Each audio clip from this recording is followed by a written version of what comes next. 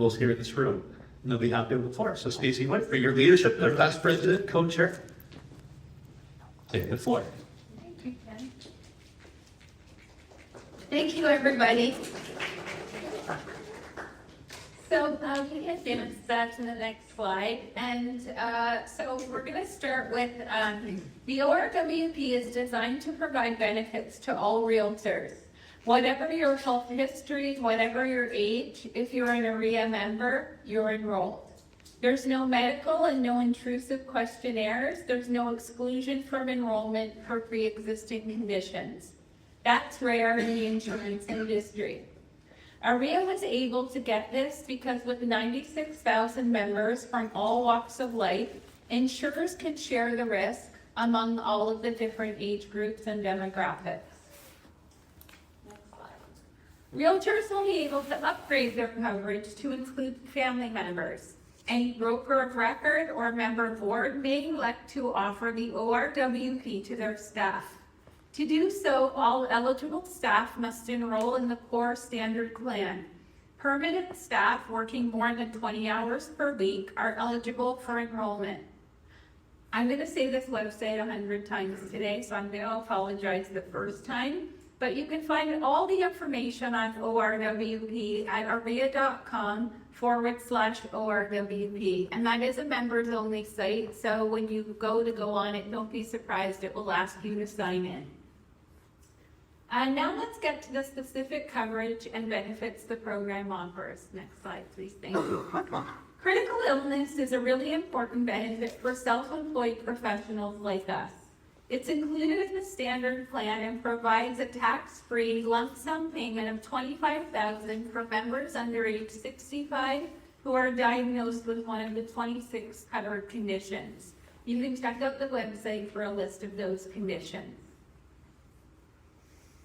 Members between the ages of 65 and 69 will receive 50% of this amount, while coverage for this one terminates at age 70. It's important to understand that most plans terminate at 65, but because of our bargaining clout as a group with 96,000 members, we were able to extend it to age 70. Next slide, please. The ORWP standard plan also includes life insurance coverage.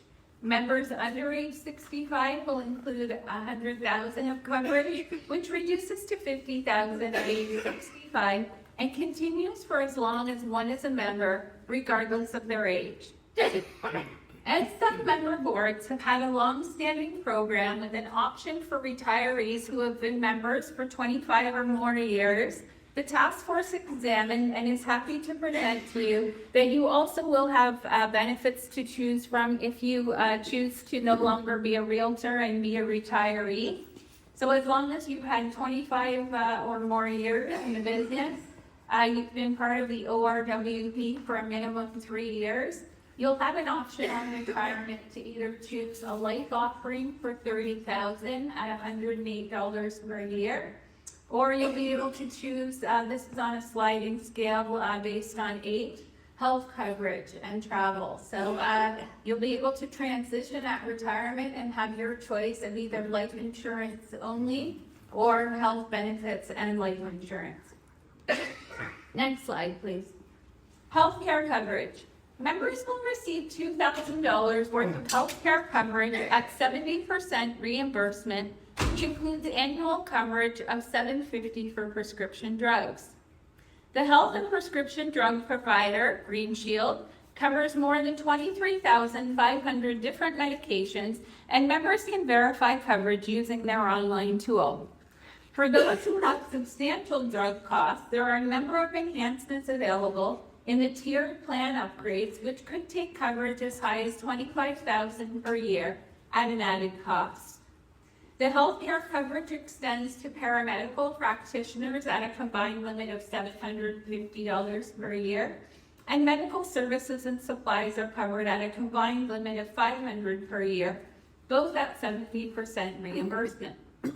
Unlimited ambulance and accidental dental coverage are also included under this. And just to be clear, all amounts quoted in terms of healthcare coverage are per year, not per lifetime. Next slide. Medical supplies and services. These are just some of the things that would be included in that $500 per year. So, for example, casts, hearing aids, oxygen equipment, diabetes supplies, those kind of things would be included in that. Next slide, please. Paramedical practitioners. Paramedical practitioners such as chiropractors, dietitians, psychologists, someone asked me last week about a naturopath, they would be included. Massage therapists and physiotherapists are covered up to $750 per year combined. Folks have asked us, you can use the $750 all in one spot, or you can break it up. There's no limits or exemptions for that. Under slide 9, travel insurance. The ORWP includes out-of-country emergency medical travel insurance. The coverage applies to unforeseen medical services required outside Canada for trips of up to 30 consecutive days. You can do it unlimited times per year until age 80 with a $2 million lifetime maximum. Next slide, please. Members are provided with $100,000 of accidental death and dismemberment insurance coverage, which remains in full effect throughout your membership with no decrease in coverage as you age. In the unfortunate event of an accidental death, your beneficiary receives tax-free proceeds from both the life insurance and the AD&D insurance policies. Thank you. The ORWP also offers member virtual care and mental health program for realtors. So if you were familiar with the program that we had called LifeWorks during the pandemic, this is replacing that service. And it also does cover your eligible dependents. The service includes access to a professional medical advice from Canadian licensed general practitioners and nurses any hour of the day or night. So say your doctor retires and you're without a doctor for a few months, this will be able to write prescriptions and also do referrals to a specialist when needed. Members can also book appointments to see registered social workers or registered psychotherapists, and there's also resources available to support proactive wellness customized to our members' needs. Enhancing coverage. Apart from the standard plan, members can enhance their coverage at an additional cost. The enhanced, elite, and super elite plans offer options for dental and vision coverage, as well as increased coverage for other components of the program. Enhanced coverage options are also available for realtors eligible family members. I'll have Sarah send you something out. So it's a 5-page chart. It breaks down everything that we're talking about today. So everything included in the standard plan, all of the upgrades that you can do, all of that. And I do have it available here. If you have a specific question, Well, we've known about all this for 5 months. We've done this online, and I've been doing it in a presentation. Instead of actually answering our concerns and our questions, which is what we're here for, and our time is very valuable, we've already wasted too much time on the presentation side of this stuff. okay, we're here.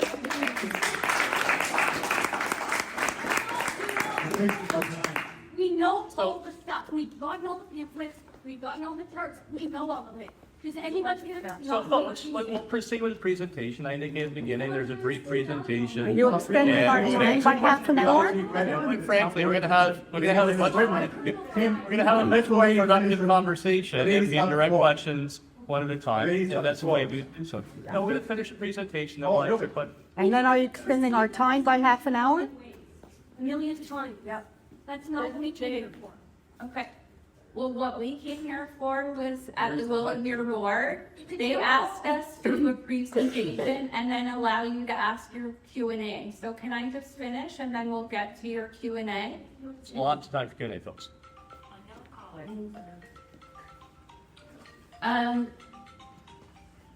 Breakdown of costs. Next slide, please. The implementation of the ORWP will lead to an adjustment in OREA's annual dues structure. Starting in 2024, annual dues will be $769.88 per year and will consist of 2 components, dues and a premium and cost portion to support the program. Before we take your questions, here are a few common ones that we've been hearing. Why must all OREA members be enrolled? Having 96,000 members with a wide range of demographics allows us to approach insurers as a large and identified group of people. Insurers can accurately calculate their risk, which gives us the power to negotiate a benefits program in which all members are enrolled without needing a medical test or questionnaire. It also meant we were able to get coverage for older members that isn't typically available, such as critical illness insurance to age 70 and out-of-country emergency medical travel insurance up to age 80. Negotiating with insurers as a large class also allowed us to obtain a plan that costs a fraction of what a member would be charged as an individual in the marketplace. If members were opting out of the plan, it means we could no longer claim we're an identified class and we'd lose our negotiating clout. The terms would not be as favorable and the price would go up, which would undercut our goal of offering an affordable safety net for all. Next slide. How do I combine coverage? Coordination of benefits ensures that your health claims are processed correctly when multiple insurance plans are involved. You can see on the screen the order in which you would make your claims. In situations where the ORWP is the first payer and non-ORWP insurance plan is the second payer, such as having coverage through your partner, the following example is how you would maximize coverage. Next slide, please. The ORWP offers coverage for seniors at a price far lower than you can find on the open market. It's important to note that insurance costs increase with age, and sometimes you can't even get coverage for some products past a certain age. The ORWP has the same premium for all OREA members regardless of age. After 65, the level of coverage does drop, but again, you're getting coverage that's far cheaper than you could find on the open market. Next slide. The ORWP does not limit members' eligibility for the government's Trillium Drug Plan, or TDP. Members can first submit their drug claims to the ORWP and subsequently apply to the TDP for additional coverage once their private coverage is exhausted. Next slide. Looking ahead. Moving forward, CVS and their team of insurance experts are available to answer all of your questions specific to the coverage included in the ORWP. You can email your questions to programadministrator@orwp.ca. Alongside CVS, we're working with Green Shield Canada, AIG Canada, Canada Life, and Maple. These 4 insurance carriers are providing the ORWP's insurance and healthcare coverage. Upon program implementation, you'll gain access to a benefits portal where you'll be able to review your coverage, assign your beneficiaries, and learn more about your benefits. The OREA team will continue to send emails updating members on any new information related to the program and details on everything you need to know leading up to implementation on January 1st, 2024.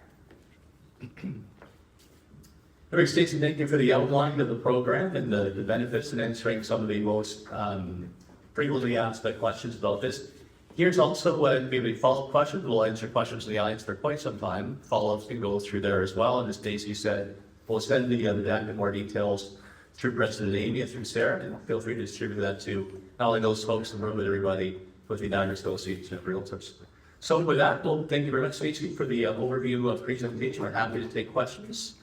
Right here. Did you want to pick the audience, or do you want me to pick I think you had your hand first, so we'll work with that.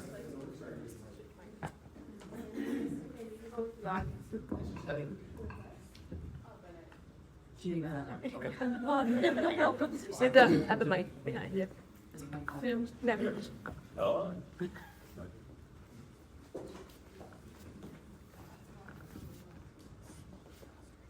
Thank you for the opportunity to question the program. Without debating the merits, the value, the appeal, I think what the main issue is for most people here, I would imagine. Plus, I believe there's a Facebook group ranging from what I've been told, 9,500 people in opposition, raising funds for a legal appeal, up to 20,000. It's the mandatory requirements, number one. I'm in my 70s. I worked for London Life before I got into real estate. That's 4 decades ago. I value the benefits of insurance. When I got into real estate, I realized as a sole income earner, I needed disability income insurance and bought a policy for $3,000 tax-free income a month. That was something I choice I made without obviously any benefits there. Now, if the option of joining was there, I don't think you would have the resistance and the pushback. You guys misread the room. I mean, to introduce a program, which I assume you've been consulting and studying for a number of months, maybe a year and a half, too, that you wouldn't allow consultation and input further back, introducing it in June, in middle of summer, when people have other issues on their mind, vacation, what have you. When you have individuals that are busy, because in good times, realtors are making money, they don't pay attention. In tougher times, realtors are trying to make a living and they're not paying attention. So I don't know whether that's a background that you guys counted on in terms of availability. No court, to my knowledge, has pulled or allowed online votes of support. So why in heavens we should make an assumption that people would agree on the basis of value and appeal and 96,000 members on negotiation strength? Get put it up. I'd rather, as an individual, pay more for my premium to pick and choose a la carte instead of one plan fits all. You said there's something for everyone. Well, there's a lot of things that people don't want. That's your challenge. Now, I understand that boards have issued a challenge to this moving ahead in implementation. Hopefully, there'll be second thought and reflection and a deferral to allow a broader support or lack thereof moving forward. Because if you do not, I as an individual will be contacting Tony Merchant. He's the preeminent certified class action lawsuit individual to say, Mr. Merchant, I'm being disadvantaged, I'm being financially penalized if I don't mandatory join this program. Would you help me and others in a class action lawsuit? And believe me, I believe he'll be thrilled to take it on. So you guys can do the right thing and say, great program, lots of work, appreciate it, it's needed. Let people participate at a higher premium if necessary or borrow. That's your challenge. Okay? Thank you. So I'm going to just try to break down because there's a lot of pieces in that, but I'd like to know whether this board voted in favor or not. So let's That be the story. Stacy, answer the question. Yeah, but I just had a question from my board. So there was a lot in your question, and first and foremost, like even though that there's people that aren't in support of the program, and yes, yes, I heard what you were saying. We have a model in regards to the way that people vote. Your OREA board could not undo this decision unilaterally. I understand. Sir, as you mentioned, 10 boards have signed a special requisition to go back and take it for another vote. But this is the model that we have right now. You guys are speaking out so that your board can hear you when they go into this next vote. I can assure you, boards did what they felt they needed to do. What going in. what that, what the Okay. membership? But there were 34 of them, and I'm here on behalf of 34 boards. Okay, I don't know either. You should know. Well, why should I? It was a private vote. How many boards are Let's look- behind it or? I think we'll be best off if respectfully, give you a chance to ask your question. Let Stacy finish responding to the gentleman, then we'll go. And I have no idea how your board voted, sir, just so you know. It was done by secret ballot. It was done by clickers. So Why was that a secret ballot? I don't understand. every vote you get essentially is done by a secret ballot. It's secret to who? To you or to the board? Okay, it's not so much, it's not so much a debate. Seriously, there are gonna be other people that want to ask questions. I think the best way to have all the questions answered to folks in the room is not to have sort of three shouting out back and forth. We'll do it in an orderly way, to see what people have to say about the program or ask the questions.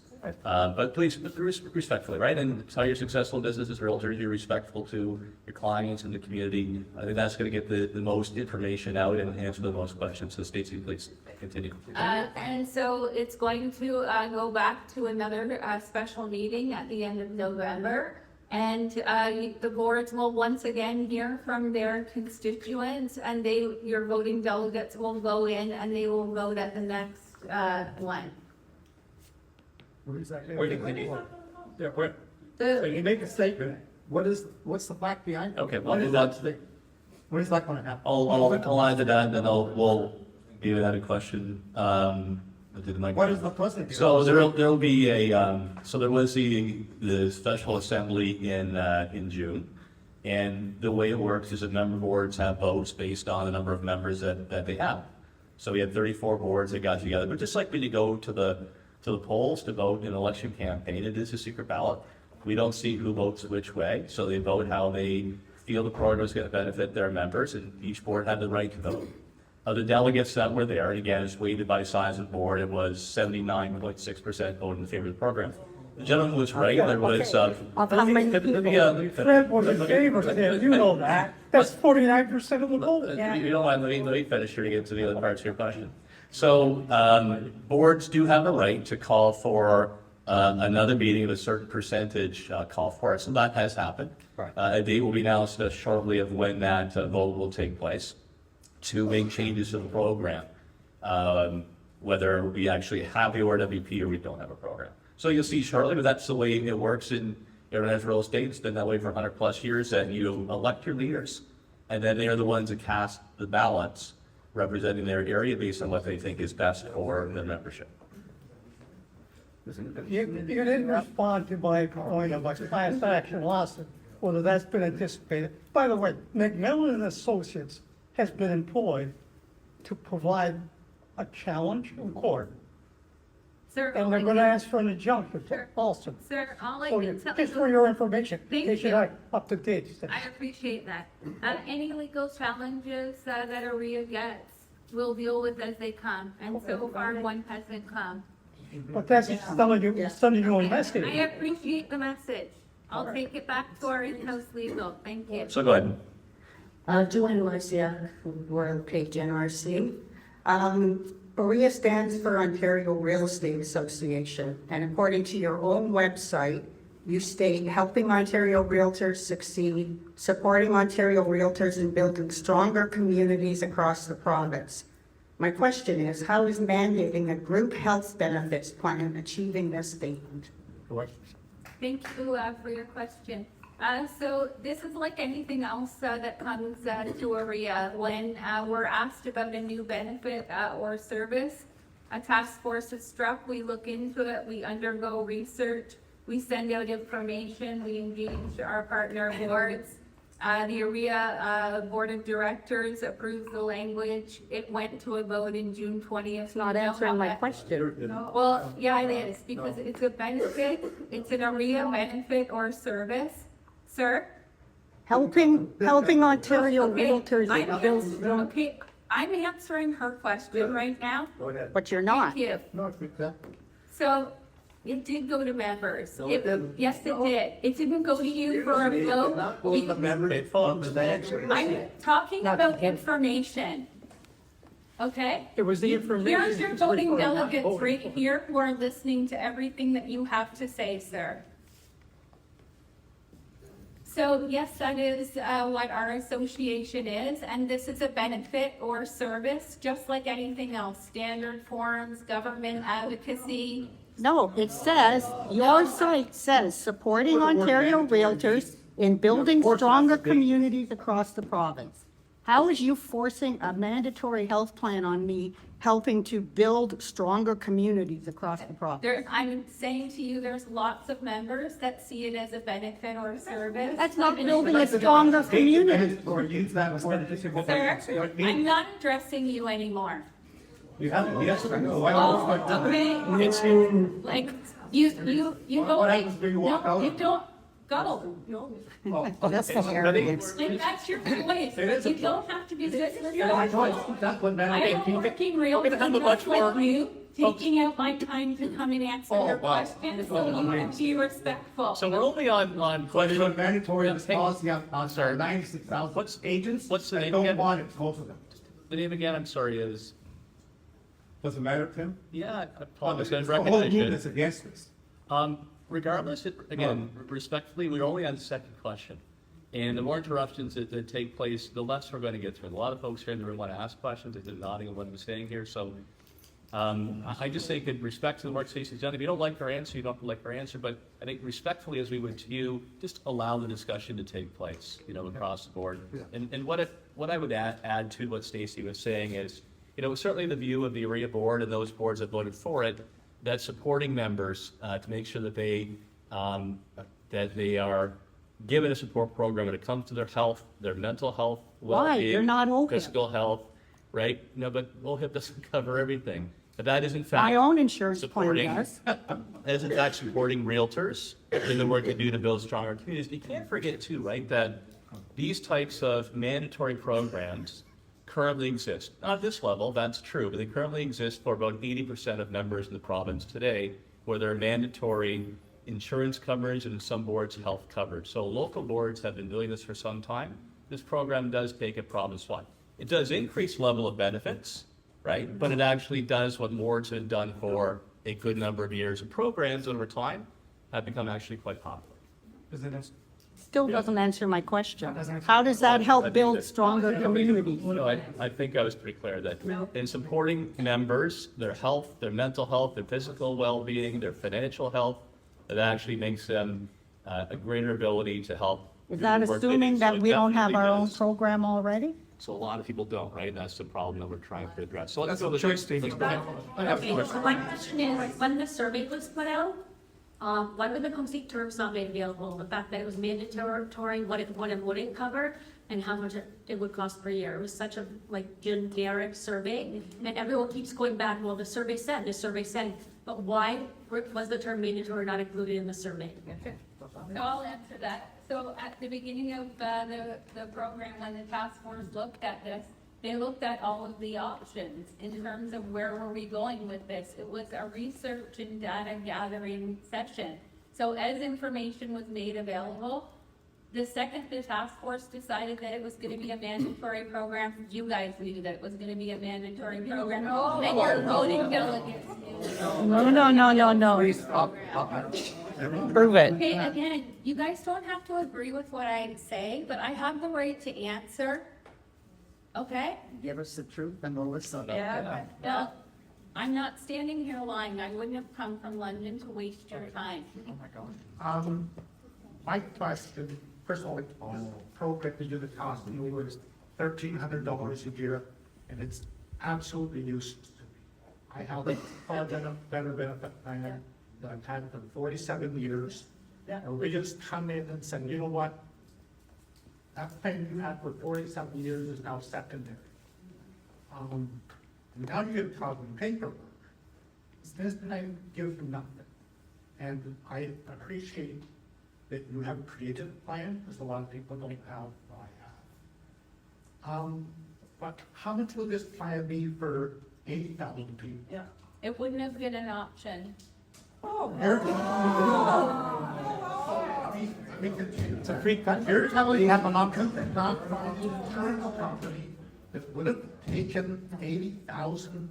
No, that wasn't what I was saying. What I was saying that for it to be an OREA benefit and service, it has to be available to all 96,000. It should be available to all At a 96,000. different price point, that's what he said. But it is not a real job Okay. to run my life.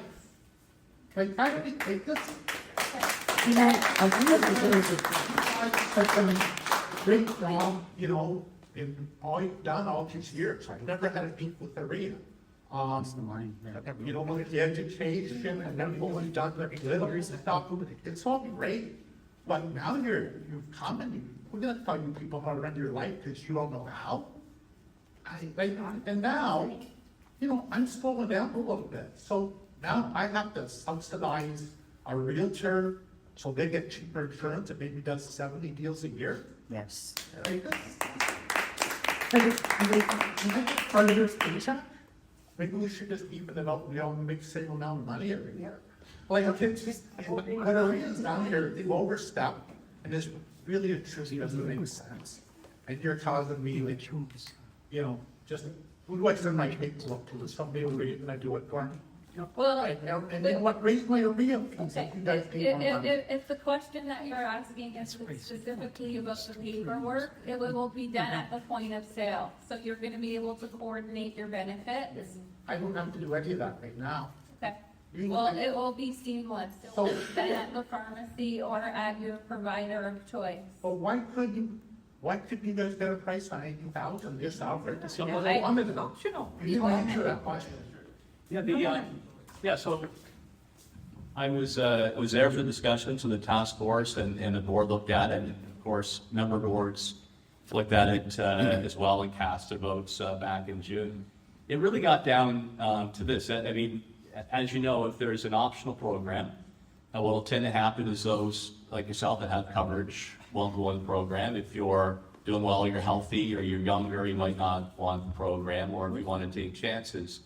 So you couldn't lock in to a certain number of members to guarantee they're part of the program. What often happens, these optional programs, like some brokerages have, that over time, people leave the program, and those that are left have faced higher prices, and they're the ones that, you know, might have health challenges, mental health challenges, that will drop out. So what tends to happen in that kind of optional program is they tend to fail over time. So Korea, for example, did have an optional program, and they closed that program down because they found over time it just spiraled, disappeared. They locked in the small number that still have it, but otherwise they gave up on it. We actually do have an optional plan at OREA. It's done through one of our affinity partners. But any guesses what percentage of people partake in it? So 3%, 2%. Well,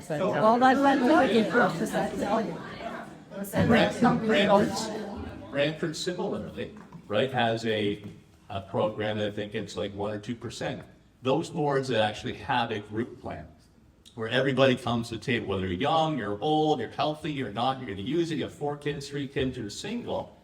That gives the insurers a greater ability to quote and actually give you much more benefits than an optional program. That's why you need the group. That's why you need all in. Otherwise, you don't get the extended coverage around retirement, around critical care, accidental death, and disability. You don't get the additional benefits when it comes to, you know, tests at the beginning. Everybody qualifies. So if you want to have the board looked at this in the task force, if you actually want to have a good program that you can't get on the street, then you have to be in a group program.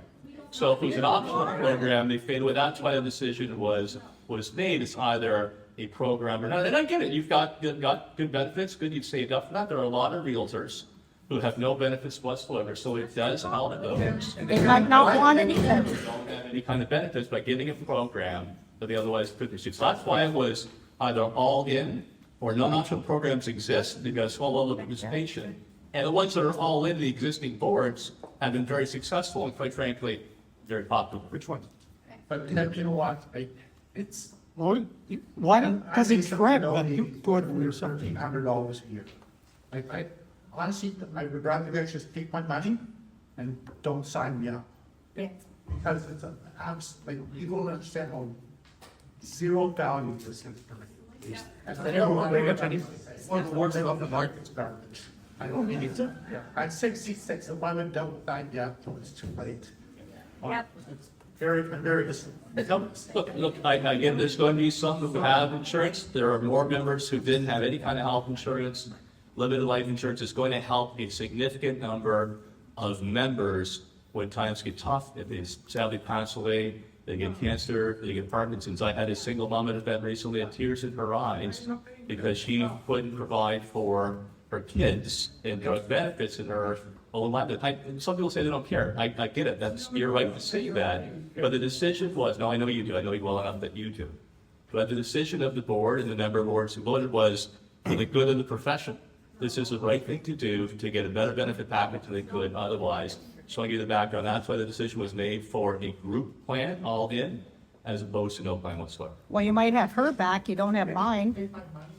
So you used a couple of examples there where people in voluntary situations with insurance have backed out, or the majority of them backed out. Just in that speaking to what the majority of us are saying, is that we're not interested. So no. So why would you mandate with them? When clearly, if we're optional, people back out because they have no interest. Because the level of benefits in an optional plan is that much lower. You're guaranteed, Plan that exists. you're guaranteed to have the medical questionnaire, you're guaranteed not to be covered for pre-existing conditions. If you can find the life insurance benefit past 80, you can't have those things. So the benefits of a group plan like that, where it's all in, are far superior to an optional plan. One will leave an optional plan because the benefits aren't so high, right? If you actually have an all-in plan, you can have a track program that benefit every So what you're saying is you got to penalize the larger groups of people and not rich benefit to them.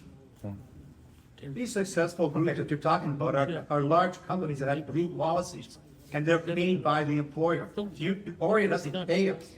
We're independent contractors, and you force it. Use the word mandatory, put it on the table. It's either, we have a choice. And if you have enough to participate, fine. If you don't have enough, Tim, under a capitalistic society, your company would fail. So look, I get the capitalist argument, right? That people Well, you being should, that you're to What happened with that? Fair enough. But the debate was had, and the view was, do we do all in and actually have a benefits program that's going to help out a lot of realtors, or do you no plan at all? Because an optional plan, as we've seen in real estate, they spiral down and they fade away. If you look at the history, those programs that have been all in, right? Those are the ones that have been successful. And I bet if you talk to those boards, they'll say that it would be a holy war if you try to get rid of the programs that they've had for a number of years. So I just want to give you the background. That's why the choice was made. That it was either They're successful because you're forcing it on them. or no plan. All the Tim, because that's the basic choice. If you had an individual vote. Go to the next question. Hi, let's do incredible realty. So I'm frustrated with the program. The majority of people are frustrated. And I think the frustration stems from the fact that the majority of realtors don't want the program. And it feels like OREA is not listening, but giving the same answers over and over. That aside, my question is, the local boards were responsible for voting on behalf of the members for the implementation of the program. However, the local boards have a financial interest in the implementation of the program. So is it a conflict of interest that upon the program being implemented, the boards would be, they have a financial interest in the implementation of the program? So I just want to clarify your question. Is the financial interest of $4 per member per year? Actually, Okay, so that is to cover their administrative costs, their implementation costs. Your board is a not-for-profit, the same as OREA. This is not a profit making system. Where's all that money going? Yeah. To cover admin No, all the money costs. you're gonna receive. Well, we've already hired a benefits coordinator. We'll likely have to hire an additional one. It's going to cover costs. We're not for profit. You hired people before the implementation. My suggestion. We hired people after the June 20th date that passed at an I see. 80% majority, sir. My suggestion would be, if it's a star choice, all in or not, Sir, have sir, everyone vote as so you individual know, members. You'll have that chance at No, the no, next excuse me, let me special finish meeting. my point, okay? I didn't know you were the one speaking, but yes, go ahead. let everyone vote as individual members of all the boards. And if you got 51%, God bless. That's called democracy. Ask Mr. Hujak. He lost a few elections. Unfortunately, offered to fire 100,000 employees of the company. Sir, that's not the model that we have. Oh, for well, the government. model. Let's stick to the model. It's not democracy. What's that? Yeah. I can do that. Hello. I'm done. I'm done. Just what? What happens if 30,000 members OREA drop out? Price Yeah. because this is going to happen. The markets change. You're going to have a lot of members going to board brokerages. There's going to be a lot of new brokerages over the warehouse there. There's one. Okay, what's going to do that? Give me an option on that. 2, what was the chronological emails of time of the emails went out from survey to survey to survey and say, yes, okay, this is a mandatory thing. By the time it came out, members were like, could not really have that information of mandatory. I bumped into someone a few weeks prior to at Shoppers, and this person said to me, they are doing, this is gonna be mandatory. But I said, what? I said, that's crazy, okay? So so what is that? Okay, can that be provided? And I think it should be, okay? Yes, and then what happened to pricing if you lose a lot of members over the next few years? And that's not because of this program, because of market in general. And we've seen it for 35 years, how the numbers have changed in OREA and the real estate business. That's gonna happen, okay? So what now? All of now, the program down over there, blood pressure pills, but I need them. And this is the first part, and I'll do the second part. Which one did you want? You do the 30,000 decrease. Yeah, sure. All right, so Stephen, I'll split that. Thank you for the question. I'll handle the part about decline in membership. Well, obviously you react to the decline in members based on what happens in the market, what happens in the real estate business, and in fact, this is $2 a day increase in your dues to pay for the program. Our expectation is not at the level that you say, sir, but if this does happen because of the economy, then we'll have to react to the program. There's also those that make an argument this is actually going to keep more people in real estate and attract people into real estate because they can have a benefits program they can count on. Certainly heard that. Yeah. If they don't have a benefits program, they can't leave their job. I remember we heard from one person who was working for a bank, and she said that she loves being in real estate. She loves real estate. It drives her. But right now, because of her personal costs, she can't take the chance to leave. But if a program were in place, that she would come over to help him out. Oh, really? Yeah, for sure. Look, Story. yeah, we hear from people who say this will be an attractive thing to help them stay in real estate, keep them healthier, improve their mental health, make sure they can actually pay their drug bills, to address mental stress challenges. There are a lot of members out there who actually do not have these benefits that will help keep them in real estate, make them more productive, and improve their quality of life. And that's what this program is going to do. We'll let those have it and the rest out. The second part of your question, sir, was with regards to the communications strategy. So there was a huge communication strategy. It's actually a 5-page Excel document. It was between OREA and members and OREA and member boards, which obviously in this were our partners. They were the voting delegates on June the 20th. There were in fact 5 pages of communications. And then obviously 34 boards delivered those communications. I know the gentleman that left mentioned polls. Some boards did those, some did straw polls at meetings. That was up to the boards, how they wanted to poll their members, but they're hearing from you today in terms of how you feel about the program. What were the dates of those communications? I think that was surveyed at the time that we were mandatory. Okay, because Months, not days. how many months? At least 2, Okay, not months. okay? Not. No, 1 month. This June 9th, June 20th, so hey, you got to pay $600 if you're applying for a mandatory program. Okay? this should have been 6 months. Minimum 6 months. Everybody could have. Okay, we'll take board meetings, okay, here's what we do, okay, do some training for this. Okay, I know we got a great meeting at our Niagara board, they would have had it up for you. We call public voters, go over to, well, 2 months is not enough, that's enough. Jan, I don't know. Okay, well, leading up to the June 20th vote, there were something like 16 town halls. There was a town hall with all 34 member boards present. Anyone who required additional information in advance of the June 20th vote was afforded those opportunities. How about our positions? Sorry? When to work mandatory, come out of you. And you want an exact date for that? I don't have that, sorry. Yeah, it was, as I said earlier, it was as soon as the decision was made by the task force, it was communicated. So it was in March, April.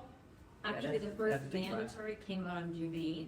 You got an email at 2 o'clock in the afternoon. That's the first email I received regarding the program at all. There was no preemptive. It came out as mandatory insurance. First communication. So it was never an election. I believe prior to that, there was an all-member email with a video from President Tanya Actually, sorry. I think 6 was the first email at 2 o'clock. Okay. And all the notifications and everything went out to the board on May the 19th. So No. Communications happened through websites, redirecting us to the board, or directly to us as paying members. there were both. First email was June 6th, and then we voted on. But it June wasn't 24th. on the program, the first email. So from June 6th to June 24th, you're able to arrange. June collecting all 6th the data. to June 20th. Okay, so collecting all the data, reviewing all the responses, scheduling meetings, and then having a vote within less than 20 days.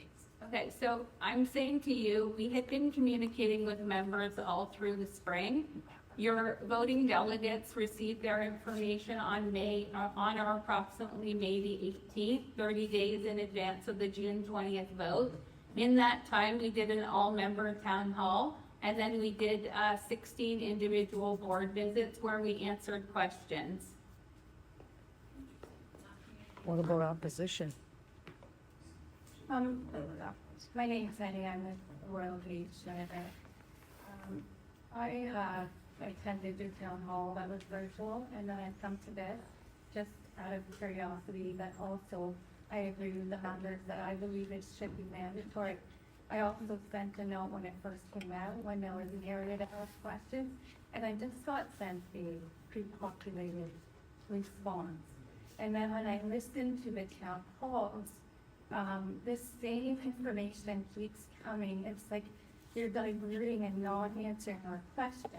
And so I have one thing to say as I'm sitting there thinking about this.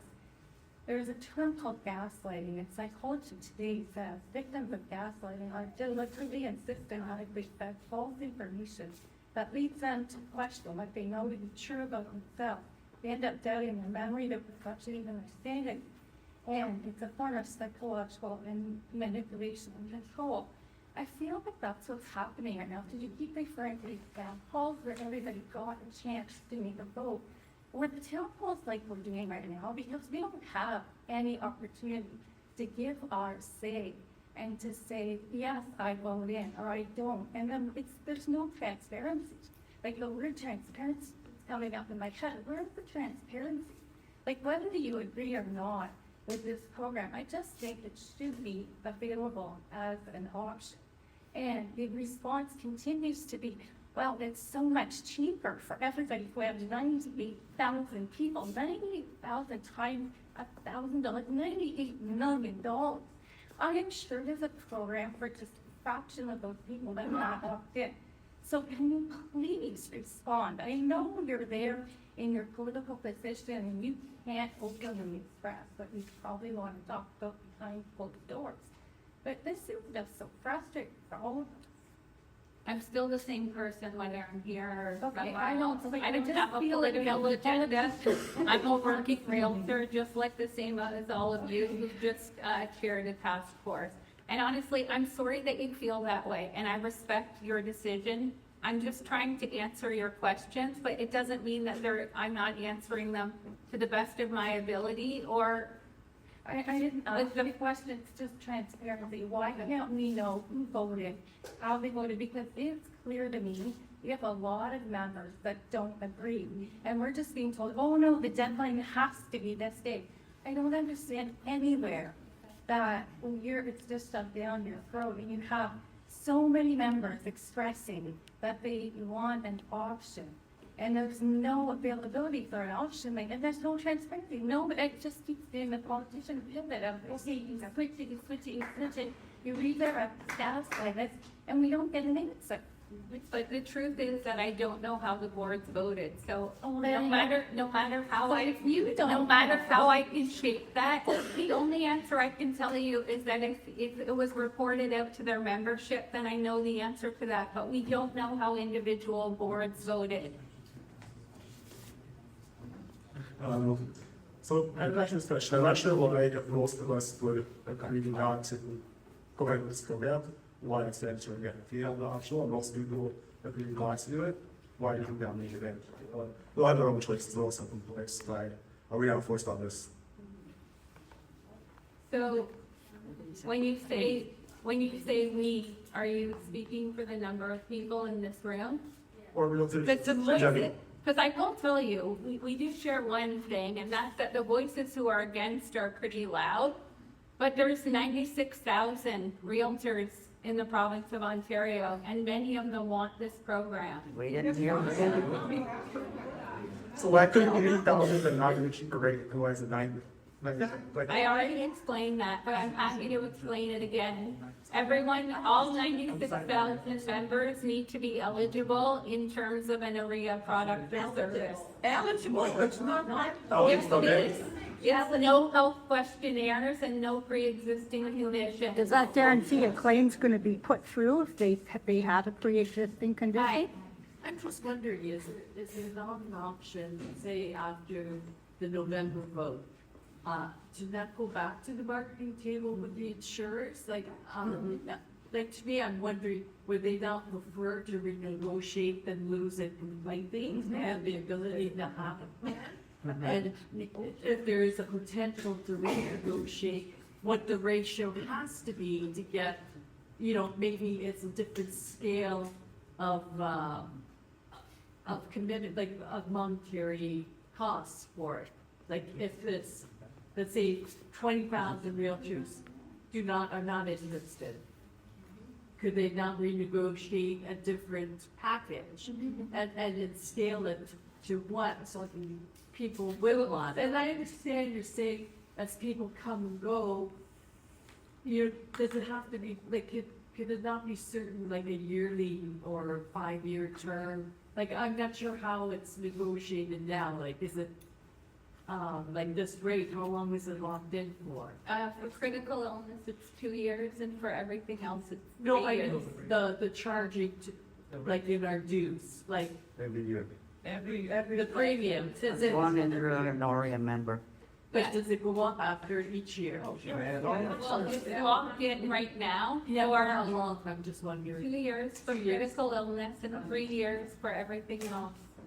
And with respect to your question, why after the vote can we go and relook at it? We've said the same thing from day one, and we hear that people don't like the word mandatory and that they want the option to opt out. We've said right from day one that it's all or nothing. It's everyone or nothing.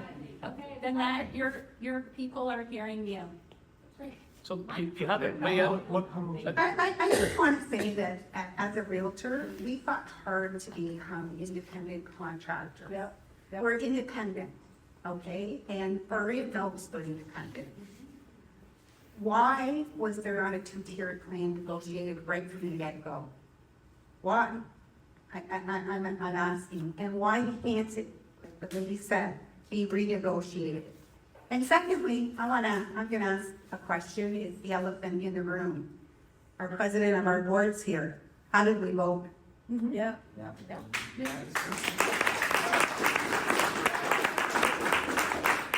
So,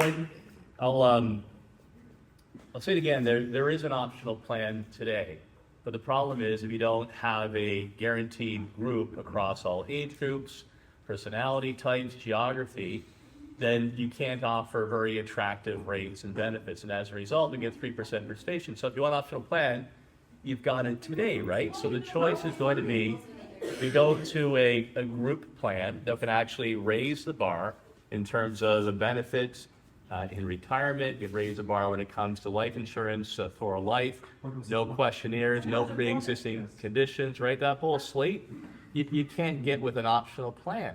So that's why it has to be in all-in group plan. And that's the way it's been approached by other boards of the province. And it probably was unpopular at first, but the leaders said, you know, there is a silent group of people out there who are going to benefit from this. We're going to attract more people to the profession because they don't have safety now. Well, but it worked, right? Those boards have actually had a program now for a long period of time. And I'll tell you this, when it's come up to get rid of that program, everybody says, no, we got to keep it. This is an important benefit in an all-in plan. That's been the reality today. So the issue is, will the boards decide to proceed with the all-in group plan that actually will have benefits for those who don't have it, some sense of security in retirement for your family, no pre-existing conditions, so you actually get a payment, sadly, if something bad happens to you. Otherwise, the optional plan does not provide for that. If you want, you can take it today. It's got to be all in or the status quo. Are you part of the mandatory plan? Mandatory plan, yeah. So here's what's gonna happen. Everyone's gonna, people that call it $600 a year, everyone's gonna use it. And then when it renews, the premiums are gonna escalate, whether it's 2 years, 3 years. And that's $600 that really, in everyone's eyes, it's like, it's not about the money, it's about being mandatory. It's gonna make a significant difference in 3 years, and now it's mandatory, you have to do it. And premiums are probably gonna triple, because the people that have to pay the $600 are gonna go, I'm gonna go get those free massages. I'm gonna go, and then that's the way insurance works, right? You get that pool of money and you distribute it for the claims, but the people that don't even need it are gonna use it because they have to feel like they're getting the money they don't spend on it at the beginning. So it's a fully insured program, so we hope everyone's gonna use the program to its full potential. It's a fully insured program. Hello.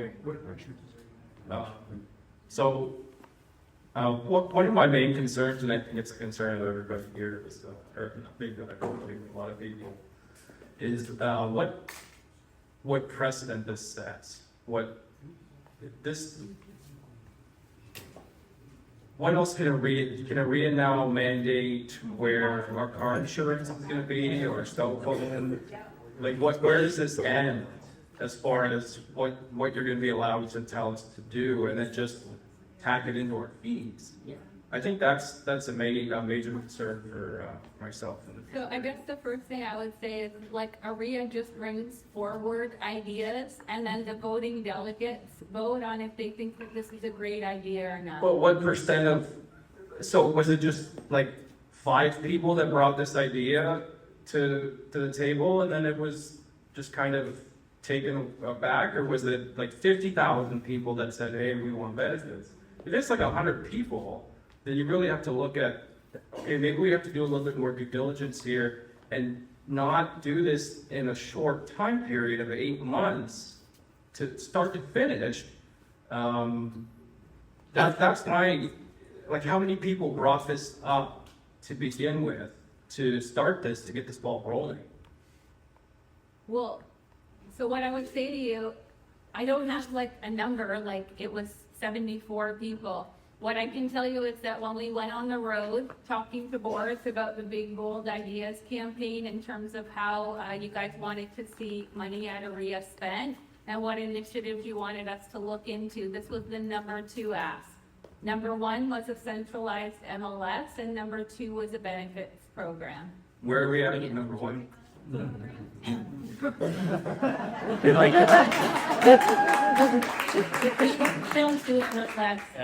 that's a great. Some progress. Let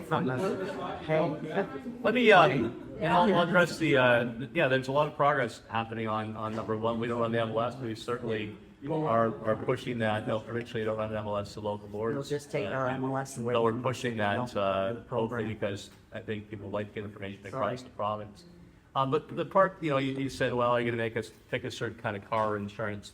Look, this is whether you agree with the REA's approach, the board's approach or not, is a serious issue out there. A lot of realtors have no coverage whatsoever. I know some will say, well, screw them.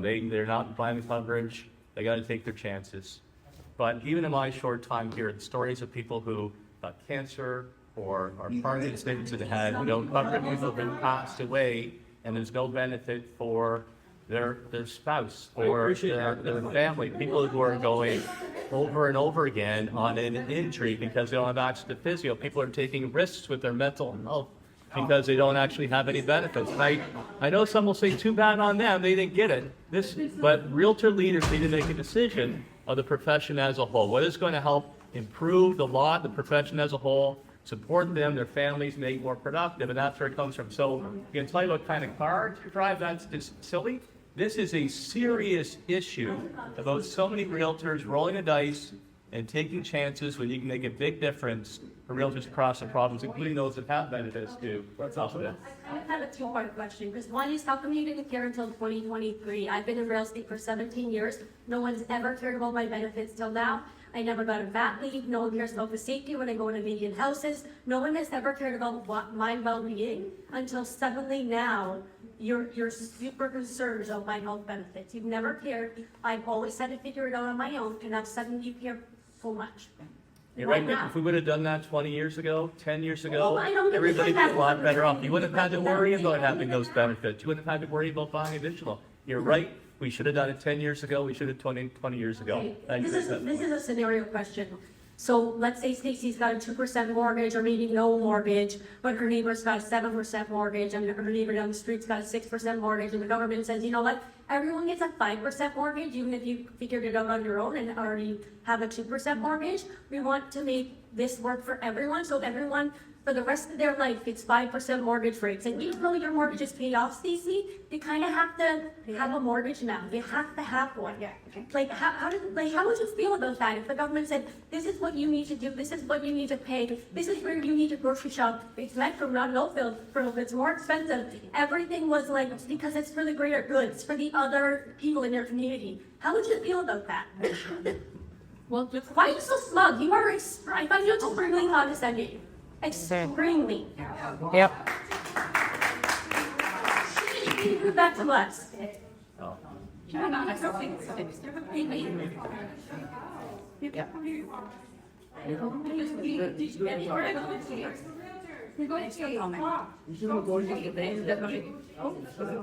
Of course, but that's what we're here to talk about now. Not y'all. Why are we noticing her? She's a rat. She's one of us too. Thank you.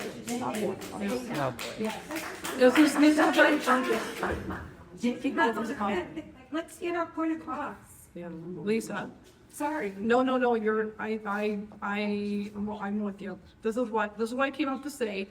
So why we brought Stacy and Tim here was to answer it, like any new questions. I know everyone's got like all these questions, all these concerns about the website. There's a giant FAQ question or section on the website. We've had a few handfuls of people contact us as well, asking us questions on how is this working.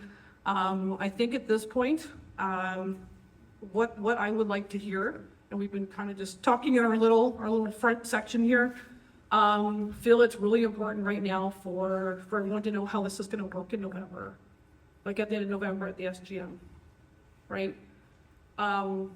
With the vote prior, like for the June 20th vote, we put out our survey. I know it's only one question, but we put it out there asking everybody. We asked information. There's all opportunity to contact us. Our contact information is always there. My email, my phone number, everything is out there. I got calls, a few calls from some members prior, some members afterwards. We've had really great conversations. We've had a handful of conversations with some members after the vote, letting me know still, and I'm bringing this to the board and we're bringing this to OREA. We've contacted you guys a few times as well with these concerns and questions. I mean, how this it is a confidential vote. It's our bylaw, it's confidential, it's been that way for, 5 years now? Prior to me joining the board, I think it was about something like that, and maybe a little bit longer. But OREA has no idea how we voted, they have no idea how any board voted. I'm in the room, I had to. Regardless of how many votes a board gets as well, just so you guys understand, because I've explained this to a few members as well, it doesn't mean, like, for example, for having 49% of the vote, that it's all one or the other. You can split your votes. It can be split, so if a board has 10 votes, they can do 5 in favor and 5 opposed. It's possible. So I know there's an assumption out there that it can be, or that someone thinking, okay, Trump had 49% of the votes, so of course this was going through. So I don't think that's a fair assumption, in my opinion. Knowing how this works, so I joined the board in 2020 when I was elected, and then sworn in April 2021. I didn't know how this worked either. I've had to learn everything. We have an incredible board of people. We have an incredible province of other boards of people that I've met. We're always available. So this is why we're doing this here again today, is because we're having an SGM coming up that we did sign that requisition to support. Because it's important. We want you guys, this is what we're doing here. I think at this point we're asking kind of the same question over a few times here. So if you guys want to explain, or am I explaining it correctly, how this is going to work in November? I don't know what date in November yet. Do we have a date? What date's happening? We'll announce it soon. Be announced soon. At some point? Yeah. So this is why we do these things. Yes, everybody matters. Everyone has a voice. Everyone has an opinion. We hear you. We always have. We're always here. We're not getting any money from this. Like we said, this $8 per member is going completely for administrative. We're not keeping any money from this whatsoever. My name is Gail, and I have a question about what will happen if you choose not to send your personal information to the this health wellness program, and you are still paying your fees because we can't work unless we pay our fees. What will happen though if we don't send our information and we pretend we don't have this program? And we continue with our own program I have a far, far superior program that I've had for years, that I chose, it wasn't mandatory, I chose to purchase it, and it cost me more, but it gives me more. So I'm going to hand the microphone over to Stacy, because definitely a Stacy question. So when your board asks you for your birthday and you refuse to provide it, you will still be enrolled in the program because you've paid your dues. However, if you go to make a claim, you'll have to just verify your information at that time. You don't have to use it. So I don't have to use it, so just like a $60. It's a dues. You're okay with that? It's a dues increase, but we're not going to drag you to the chiropractor or anything like that. No, it's a dues increase. You can access the program if you want to, but you're No, not but the I mean, first I'm thing. not using it, but I'm gonna use my own program as number one, and I don't want to show that I have to use yours. That's number one, as far as it's an inferior program. My name is Karen. I have with reasons. I've got a question, couple questions. First for the board and then for our guests. But for the Niagara board, there's information out there as to how each board voted. Are you saying that information is not correct? Okay, because there is information on how each and every board voted on the website or the Facebook page. So, chose to give their. Okay, so if I could answer, sorry. I'm not saying anything that's incorrect. How do I know? I don't know what any other board did. Our bylaw states that our votes and our discussions on the board table are confidential. so for the So you know what, I'm so sorry, I was gonna add something, I just remembered. If a board has the same bylaw and they've chosen to disclose that information, it's totally up to them. For the upcoming special meeting, I know that the Niagara board has asked for that as well. Will you be putting out a survey to the membership? Because I know other boards have. Yeah, we are. Okay. Yeah, it's coming. Okay, Yep. good. And now for our guests, just a question. And I should maybe know this, but I don't. You're running as a nonprofit, but you do have to have annual budget done. Do you do that on an annual January to December basis, your budget? January, December, yeah. Okay, in the interest of transparency, have you budgeted for 2024 for the upcoming legal challenge that you're going to have? Because it's coming. So, and for sure it's coming. So to be responsible, you would have to budget for it. And also, would that vote be put to the voting boards to approve that budget? Okay.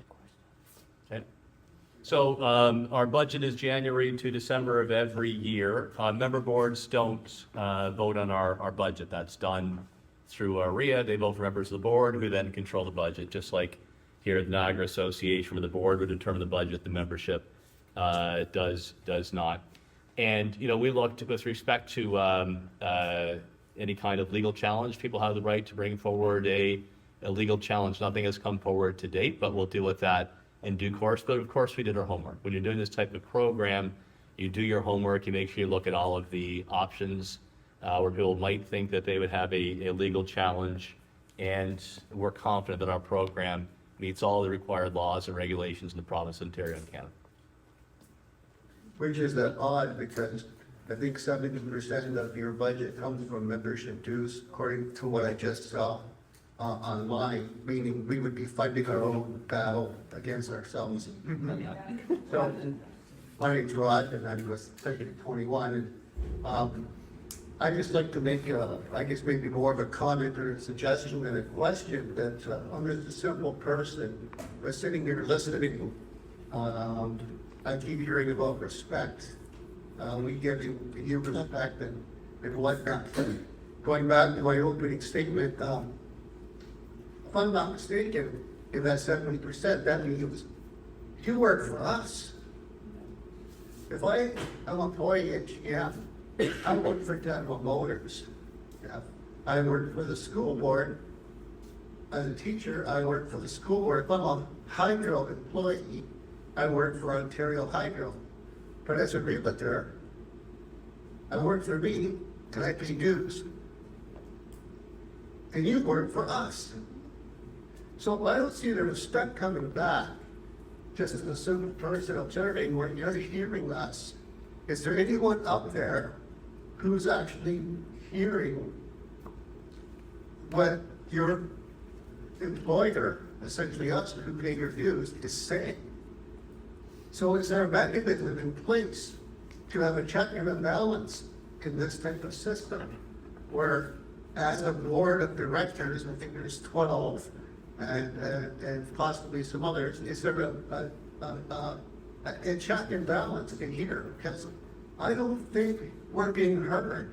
And I think that's a big part of the frustration. We're such a big movement, 96,000 people. I could be gravely mistaken here, but I believe it will be the biggest customer to any insurer in the country.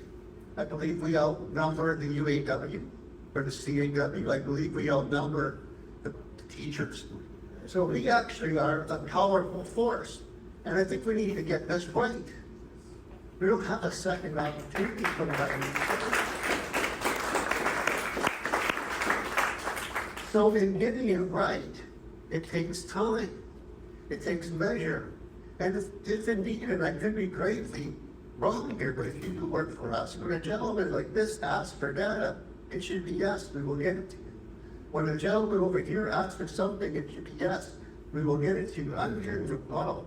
And I can understand your frustration, because I know you've worked hard on this, and you've worked on hard, and I'm going to talk to you, but I'm happy for and glad for.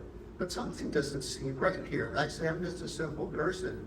So perhaps it may be prudent to allow a mechanism to allow some of these checks and balances to flow through so we do get it right. Because if we don't, I think this is going to be what you're hearing in your tour next few months, one of the prettier situations we face. And that's, I would just like to leave it at that. So thank you for the opportunity to speak. Thanks for coming.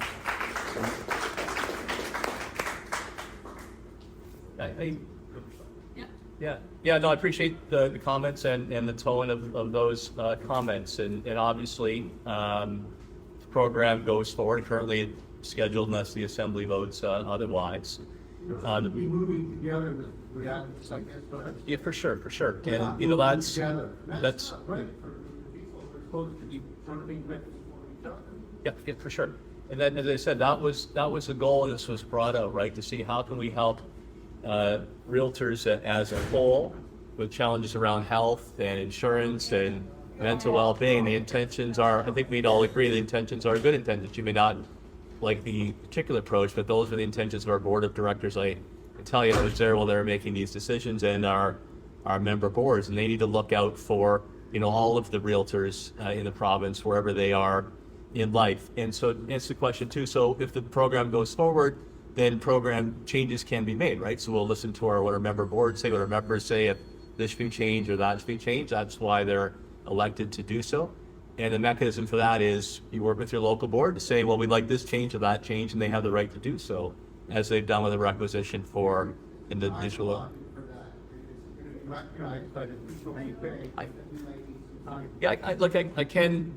can tell you that Stacy, as one of our leaders, and Tanya, our president, and others, have spent an extraordinary amount of time interacting with members in every corner of the province, whether live, in person, you know, virtually, visiting brokerages. There's, I cannot imagine the hours that they cover.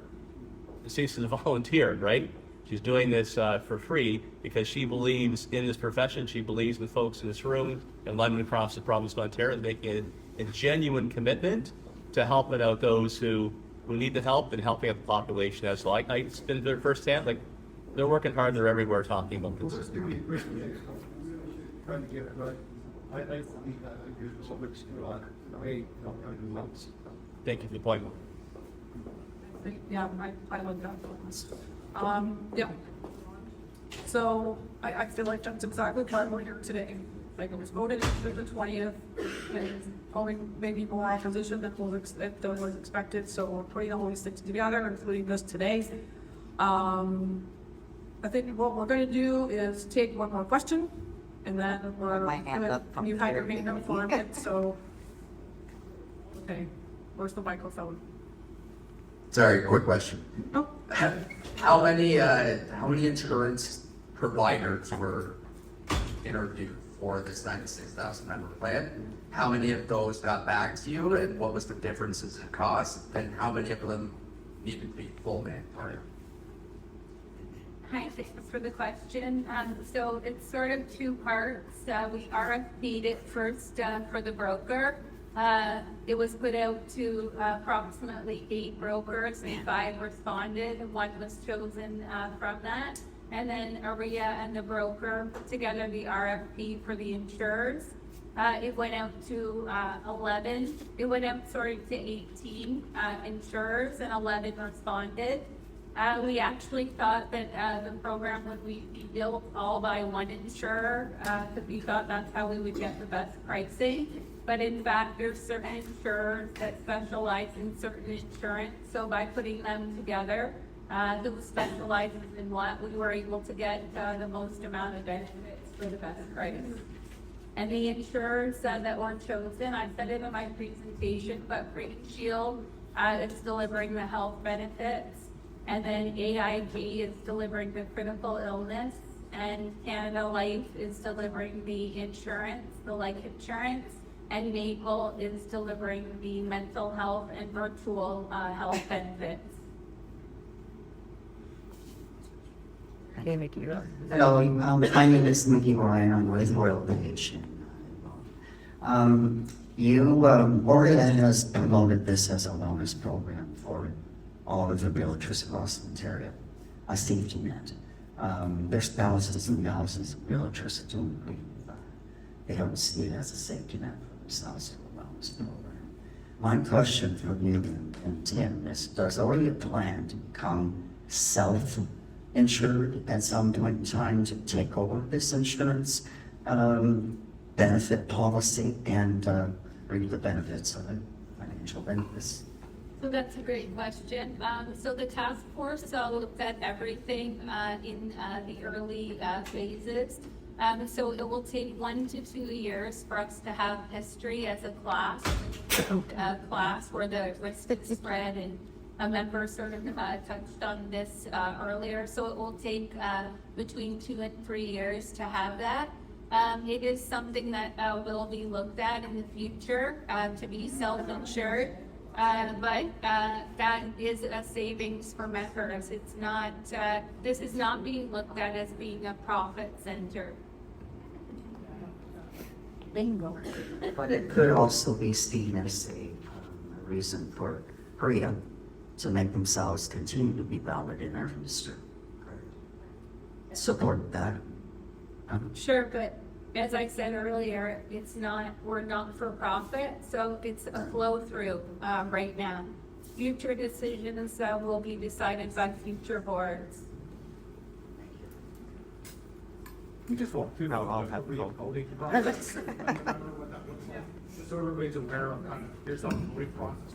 Sure, like, meaning that we're. Yeah, no, perfect. That's exactly what I was gonna say next, so we could. Yeah, so just, the question was, how does the voting process work at our assembly, right? So the way this works is the boards have the vote. So the REA board is the vote, I don't vote. Those representatives of the member boards have a say. We're down to 31 now, I think. That number of amalgamations, so 31 boards. So then we look at the entire Realtor population of roughly 96,000, and we see what your home board is. And then we assign votes for that home board. So the larger the board is, the more votes that it has. We do that calculation. So when we have our special meeting, we'll look at the third quarter, and we'll say, okay, Niagara gets this many votes. Toronto, the largest, of course, they get the largest share of votes, and the largest Windsor, we divide it up that way. And then they send delegates to vote. And it is a secret ballot. That's the way it works, just like when you go to vote at your local election campaigns. They don't know who votes, but they get a certain number of votes based on their population. And as Amy rightly said, they could vote all one way, they could vote all yes, all no, or they could split it. Some boards, will choose to split. We don't know at the end of the day. Does that answer the question of how the vote works? And then we adjust that depending on the growth of boards relative to others. But the maximum is capped at 49. You can't have more than 50% of the vote at the assembly. Okay. That's true. So what's to pass? It depends on the issue, but for this program we're talking about, it's 50% plus 1 to pass. Yeah. So yeah. I've had my hand up a number of times to respect my questions and comments. Please, my name is David Kuperman. I've been licensed since 1977, so it's been a long time. I've seen the good times and bad times. Stacey, I want to commend you for being suicidal as the president of a large political organization such as OREA. So it's a tough job. I'm not sure why OREA thinks that they should be in this business when chambers of commerce, Blue Cross, and other organizations would give their IT, their agencies, brokers to get into this. I have a friend that has one of the largest benefit programs in Toronto, and explained to him what was going on here with the 96, and he indicated, and he had a very large client base, that even if you had half, there is no brokerage that would jump out over the table after you. So that number, we have to have 96 to get these critical numbers. That's a fallacy, because at half, even at 46, 45, there are brokerages out there that would love to have that business. 4 times, I called the 1-800 number. First of all, I'm over 70, so there's a few things that I'm going to be cut out, which I think is discriminatory. 4 times, I didn't get an answer from that 1-800 number. I wanted a definition. Tell me, what is critical illness? Tell me, what is accidental life insurance? Do I fall off the planet?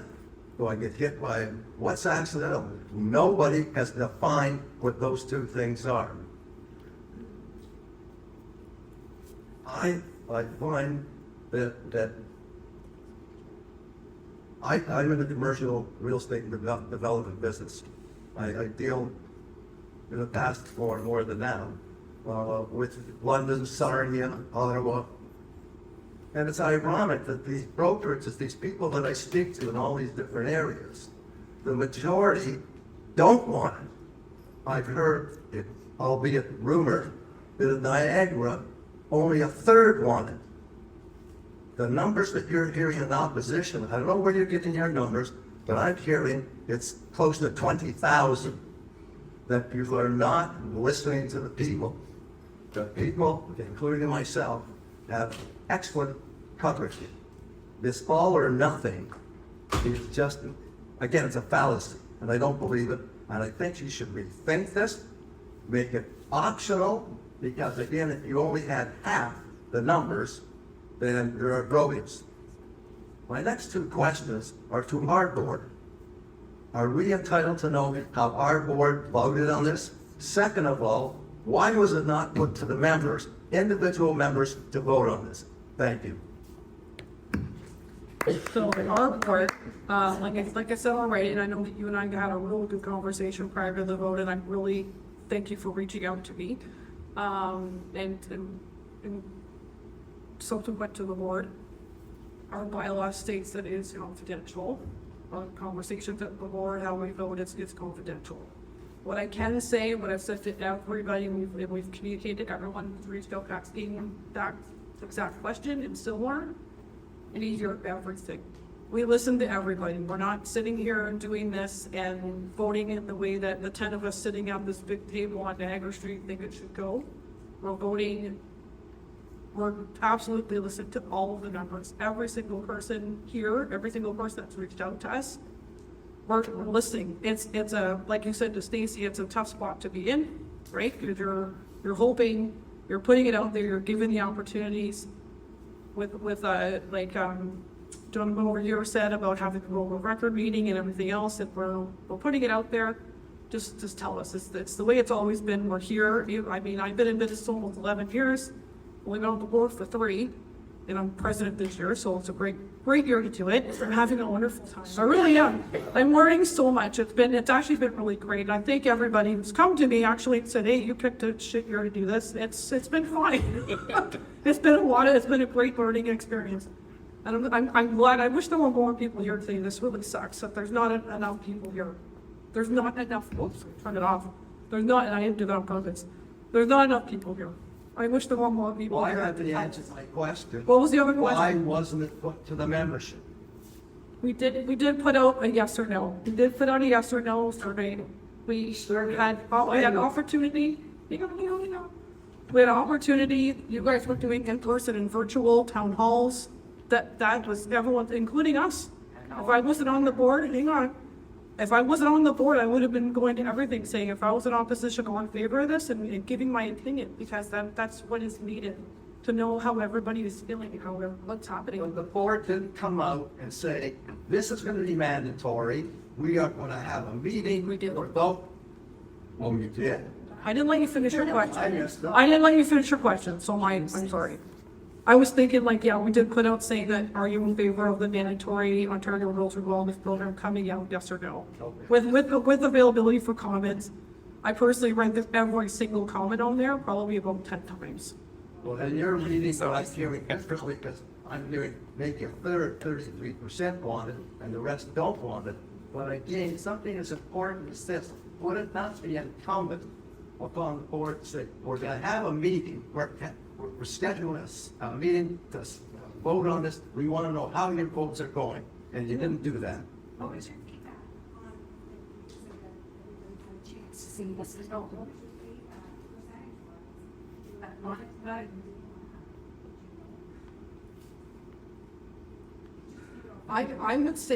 personally, it's not, I don't even, it's hard to gauge, because you had some people that were just fiercely. And I'm not talking hundreds and hundreds of people, fiercely opposed to it, hundreds and hundreds and hundreds, and we have a membership of 1,500 people, fiercely happy about it. I would say for the most part, it was a huge middle section of, we're not totally in favor of this, we don't maybe like the mandatory part of it, but, here's my opinion on it, and all the same questions, sorry.